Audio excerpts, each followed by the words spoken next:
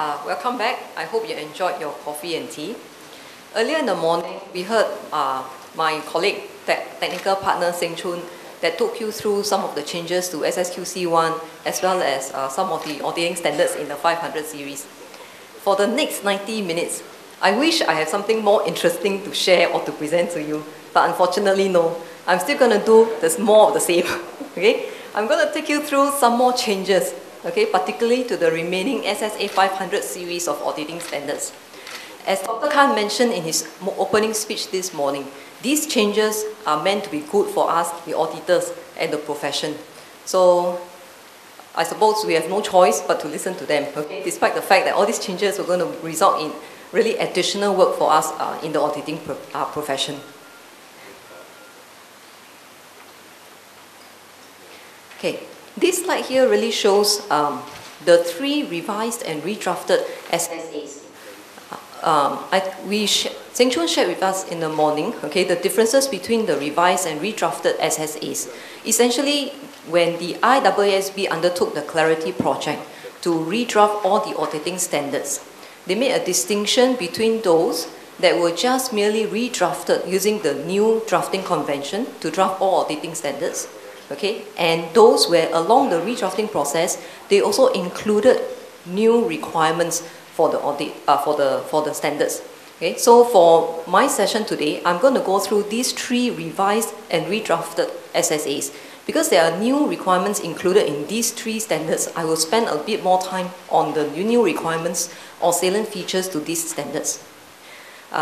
Okay, I also want to draw your attention to one thing here. If you look at these standards, right, okay, in addition to new requirements included in these standards, there is another key change, and that is in the title.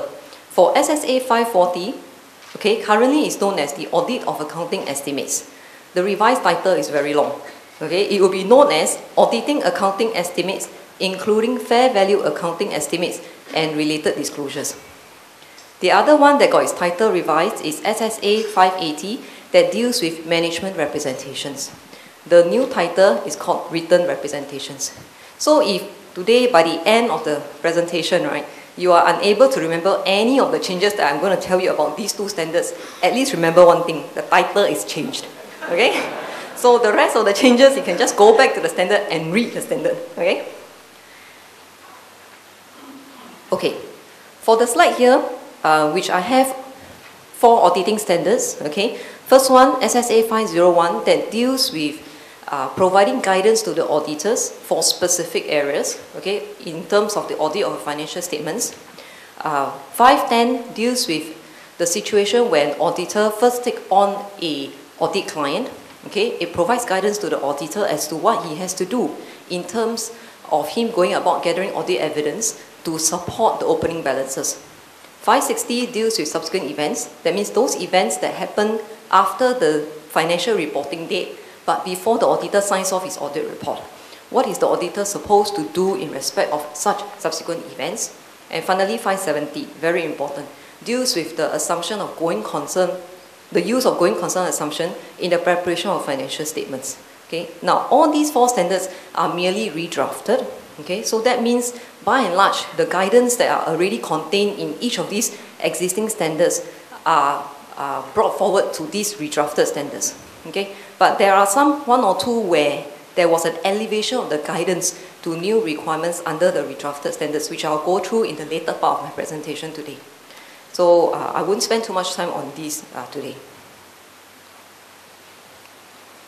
Okay, the first one, SSA 540, that deals with the auditing of accounting estimates, including fair value accounting estimates and related disclosures.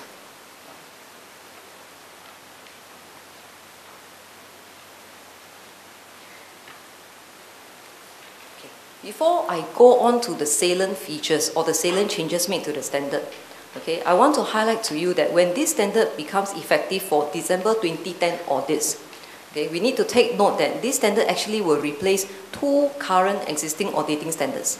SSA 540 that deals with auditing of accounting estimates, and SSA 544, okay, that deals with accounting of fair value estimates, including related disclosures. Okay, there are a few reasons why the ICPAS decided to combine these 2 standards. First thing is when you look at